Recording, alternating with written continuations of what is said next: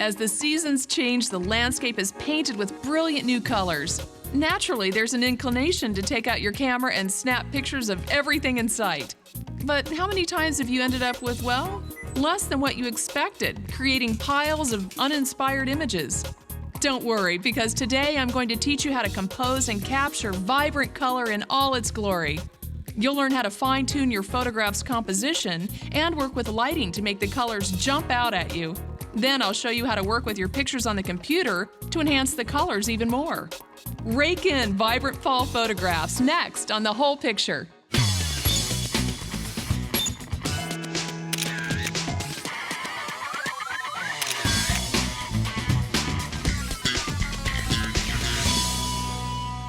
Welcome to The Whole Picture. I'm Erin Manning.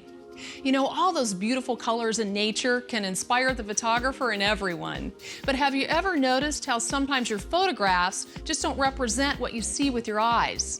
Well, one of the reasons is because our eyes are much more light sensitive than the sensor in your camera. So we see a broader range of tones between the brightest highlights and the darkest shadows.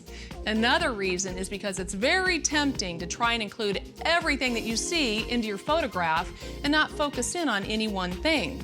And if it's not composed well, you could end up with kind of a boring photograph. But that doesn't have to be the case. If you just pay attention to the light and work with the rules of composition, you can create a dynamic photo that everyone wants to see. Take a look at some of the pictures I took using the rules of composition and also working with the color and the light. Now, these two photographs are obviously very colorful, and I also moved them a little off-center using a rule of composition called the rule of thirds. It creates a little more interest in the photograph. Here are some palm trees I took in Hawaii, and I utilized a lead-in line by using the tops of the palm trees. It draws your eye through the picture, and also used shadow and highlight to create some contrast. Now, one of my students, Angie Renfro, sent me this picture, and she feels like as a photograph, it just kind of fizzles. And I'd have to agree with her, mainly because she really didn't compose it well. I'm not quite sure what I'm supposed to look at here. Is it the bicycle that's halfway cut off, or is it the leaves? And if I am supposed to look at the leaves, unfortunately, they're a little out of focus.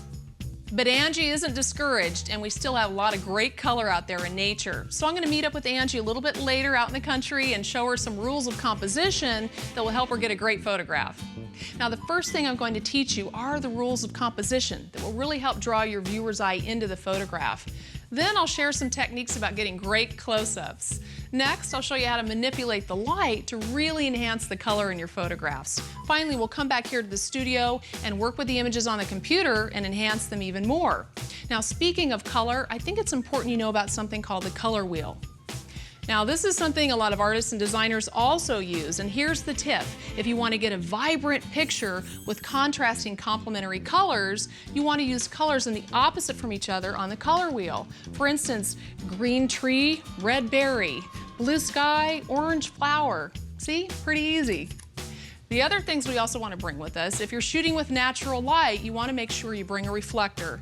Now, they could be simple things. I have a car reflector I work with. Or if you don't have that, you could even use aluminum foil and wrap it around some cardboard. I like to use a professional reflector, and this is what they look like. And then if you're shooting in low light, you want to make sure you bring a tripod.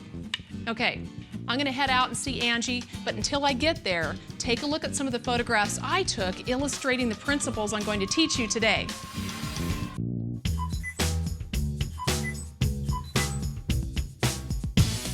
A picture should be worth 1,000 words. Coming up, I'll show you how to take pictures that tell the story you want. And then you'll learn how to take advantage of natural light to bring out the character in your shots. That's next on The Whole Picture.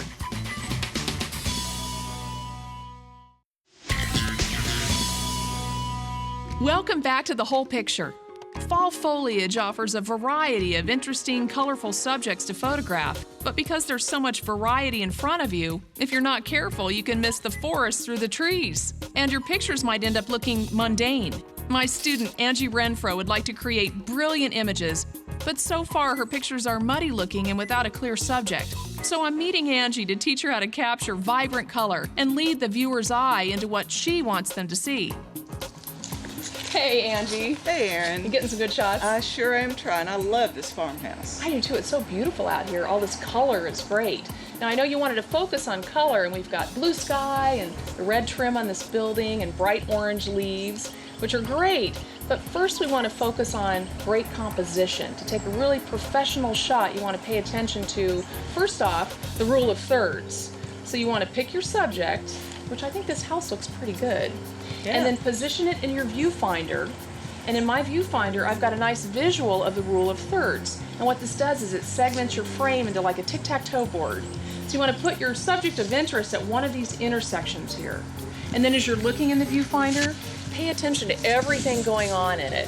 It's really easy just to look at the subject and then forget everything else in the frame. The other thing you want to do too to create a more interesting photograph is find something in the foreground that could frame your subject. For instance, this tree would make an excellent frame, so it'll create some depth to the photograph and really draw your viewer's eye in. Now, another thing to draw the eye in is to use, say, one of these branches as a lead-in line, and this will really create interest and emphasis on the subject. The first thing to do is identify the subject of your picture. Ask yourself, what do I want the viewer to remember from my picture? Find the subject in the viewfinder or LCD and move the camera slightly from side to side and up and down. This will give you an idea of what additional elements you can include in the photograph. Then decide if the image would look best framed vertically or horizontally. Once you have the general scene established, use the rule of thirds to frame your image. Imagine your viewfinder is divided into thirds vertically and horizontally. Compose the image so that the main subject is located at one of the intersections of the lines. Now, look for a lead-in line, something from the corner of the image to the middle or center of the subject. The best lead-in lines start from the lower left corner and move to the center. Diagonal lines create dynamic images and can lead the eye right to the center of your subject. If there's no naturally occurring lead-in line, you can introduce one yourself. Just try holding a branch a few feet from the camera and frame the shot using the branch to lead the eye into your subject. Another element to consider when composing your shot is color. Complementary colors are opposite from each other on the color wheel, like oranges and blues or reds and greens. The use of complementary colors in your photo can increase the dramatic focus on your subject. The final thing to consider when composing your shot is to simplify the image. So eliminate any extraneous elements that distract from the subject of your picture. Okay, you really honed in on the rules of composition in the last shot. Let's go ahead and apply those same rules to taking a close-up of these dogwood berries. Now, these beautiful red berries against the green tree are going to provide a compositional element of color for us. It's going to be great. One thing when you're shooting macro photography though, when you're up this close, you're going to have a shortened depth of field, which makes focus really critical, and that's why we put this on a tripod. So let's go ahead and set it to the macro setting. Just choose that little flower icon on the mode dial. There you go. Another thing with shooting macro or close up is you can get in and see all the details. The downside is it reduces the amount of light that comes into your camera. So one way to compensate for this and let more light in is to increase your ISO setting. Now, ISO is like film speed on a camera. It lets in more light. Fill the frame with your subject and keep in mind the elements of composition you learned earlier, especially simplifying your image. And make sure your backgrounds are clear of distracting elements. When you're really close up, recognizable items like branches or litter will divert the focus from your subject even more. Sharp focus is critical for close-ups, so you want to avoid any camera shake, especially if the light is low. You'll need to steady your camera using a tripod or whatever else you can find to keep it still. Now you'll need to switch your camera into macro mode to allow you to get really close to your subject. Switching to macro mode is simple. Just select the flower icon on your camera. The macro mode allows you to get 2 feet or closer to your subject. Remember, as you move in closer to your subject, the amount of light coming into the lens will be reduced, so the camera will automatically adjust to let in more light. Generally, this means that the camera will set itself on a slower shutter speed and with a larger lens opening or aperture, which will cause your depth of field to decrease. To increase your depth of field, you will need to use a smaller lens opening. You can trick the camera into working with a smaller lens opening by manually increasing the ISO speed of your camera. To adjust the ISO, press the menu button, then navigate to the ISO option. Everyone's camera is different, so check your ISO setting and increase it to 800 ISO. Then exit the menu to lock in the new ISO. Take a look at how much more depth of field there is in the second picture with the higher ISO speed. Now that your camera is steady, set to macro mode, and has a higher ISO speed, let's turn our attention to the shadows in the picture. Professionals use silver, white, or gold reflectors to give themselves a little more control over the shadowed areas. Another option is to use a car sunscreen or even make something yourself from tin foil and cardboard.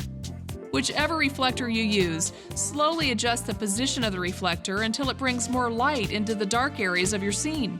For more information on adjusting your camera sensitivity or anything you've seen here today, be sure to check out our website at DIYnetwork.com. While you're there, you can also see more of the pictures we took today. Are the extremes of autumn light washing out your images? Up next, I'll teach you how to make natural light work for you instead of against you. Welcome back to The Whole Picture. Beautiful images of fall foliage depend heavily on careful attention to composition, whether in a landscape or a close-up.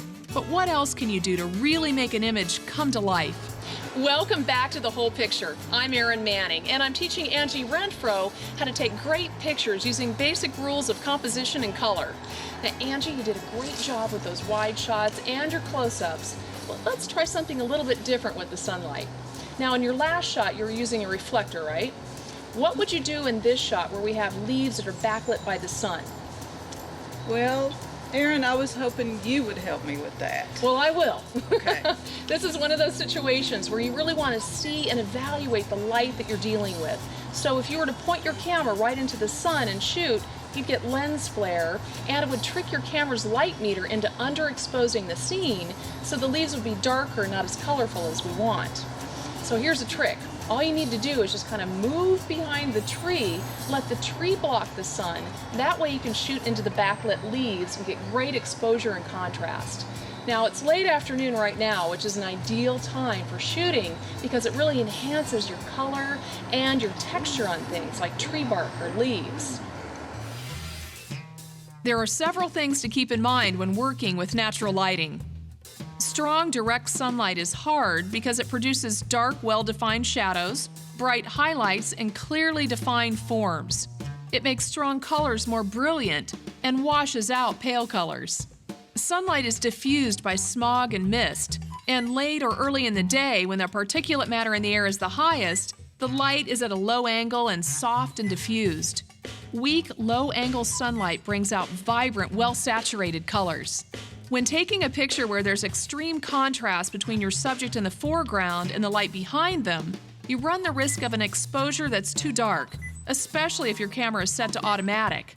So take some manual control of your camera. Start by shutting off the auto flash.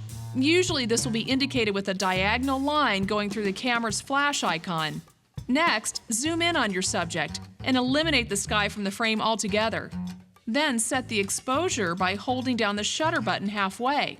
Now, while you're holding down that shutter button, zoom out a little bit and bring in a bit of the sky for contrast and drama. Here's another thing I like to do, and that's to use light to bring out the texture of a subject. Now, the appearance of texture can be increased by lighting your subject from the side. Find the direction of the sun and move yourself or reposition your subject so that the light hits it sideways. You can also increase the saturation of the colors in your image by letting the sun assist. Utilize front lighting. The colors in your picture will look richer if photographed with low-angled, late afternoon or early morning light directed at the front of your subject. This late afternoon light is perfect for shooting. They call it the golden hour. But if you feel like getting up early, the light at daybreak is really beautiful too. I think I'll stick with golden hour for now. I feel the same way. Well, go ahead and keep shooting. I think you're doing a really good job. And I'll meet you at my studio tomorrow. We'll work with these images on the computer, and I'll show you how to pump up the color and contrast even more. Sounds great. Okay, I'll see you there. See ya. With digital photography, you can always improve an image at home on the computer. Manipulating the brightness and contrast can maximize your picture's quality. Learn how next on The Whole Picture.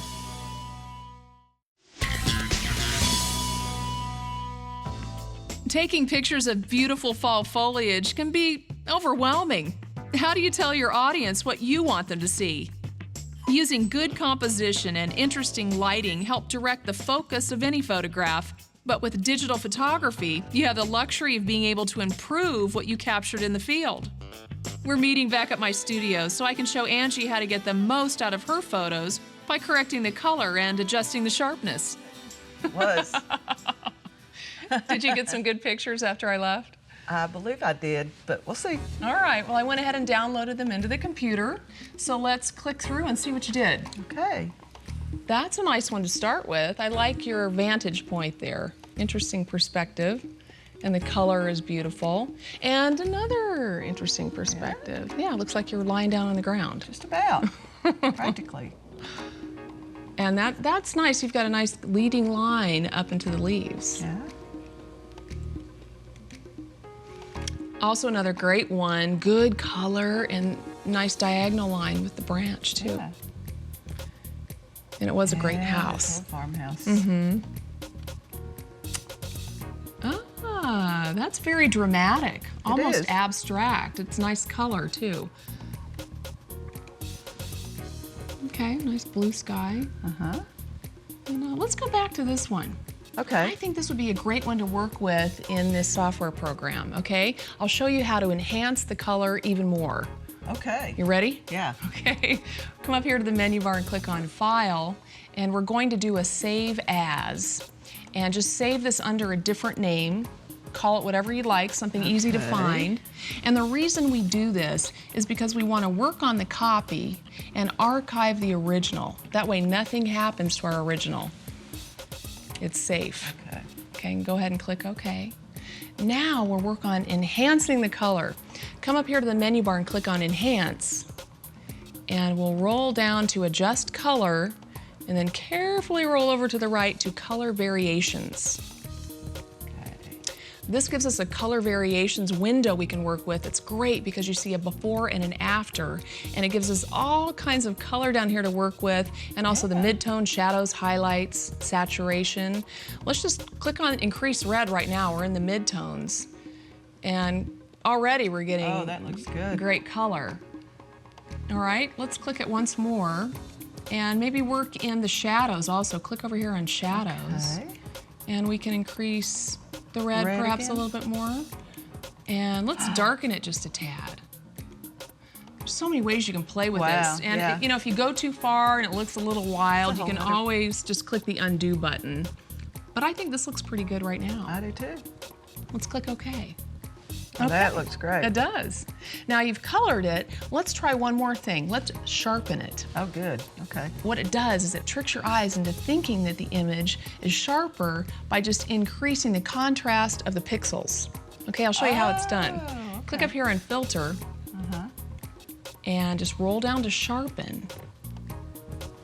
And there you go, just sharpen it once. Okay. You ready to print out? I am. Okay. If you'd like to learn more about the rules of composition or any of the techniques you saw here today, just log on to our website at DIYnetwork.com. Okay, Angie, do you feel like the lessons today were helpful? Oh, absolutely. Good, because I think you did a great job. Let's look at what you printed out. That's right. Looks pretty good. I like the abstract feel of this and how you got in really close to the leaves, and you really followed the rule of thirds here, so it's not like smack dab right in the middle. The color's fantastic, and you enhanced it with the software program, so it's even better. Yeah, the sharpening technique worked real well. That too, yeah. It looks great. You did a wonderful job. Keep up the good work. I'll try. And remember, always bring your camera with you, because the more pictures you take, the better you get. I hope you'll use what you learned today about color and composition and take your own great photographs. Join me next time on The Whole Picture. Okay, I think we need to work on this one because we can really enhance the color and make a pop.